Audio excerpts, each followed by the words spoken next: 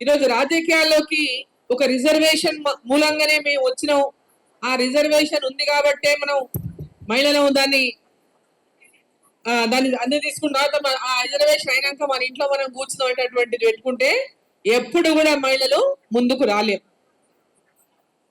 మన లోపల ఒక కమిట్మెంట్, మన లోపల ఇంకా మేము ఎదగాలి, ఏదో చెయ్యాలి, దేశానికి చెయ్యాలి, ప్రజలకు చెయ్యాలి, మేమందరం కూడా సర్వీస్ చేయడానికి, దేశం కోసం, దేశ ప్రజల కోసం సర్వీస్ చేయడానికి మేము కూడా ఉన్నామనేటటువంటి ఒక కమిట్మెంట్ తో.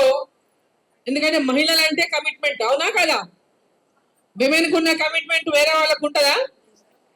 మహిళలకు ఉన్న కమిట్మెంట్ నిజంగా వాళ్ళకు ఉంటుందా? కొందరికి, అందరికీ ఉండదని చెప్పరు, కొందరికి. కానీ మహిళల్లో మెజారిటీ మహిళలకి కమిట్మెంట్ తో ఉంటారు. ఏదైనా సాధించాలనేటటువంటి పట్టుదల ఉన్నప్పుడే దాన్ని సాధించగలుగుతాం. మహిళా సాధికారత నరేంద్ర మోదీ గారు పెద్ద ఎత్తున మహిళల సాధికారత కోసం ముద్రా లోన్ల ద్వారా గ్రామీణ ప్రాంతాల్లో మహిళలకు పెద్ద ఎత్తున ప్రోత్సాహం అందిస్తా ఉన్నారు.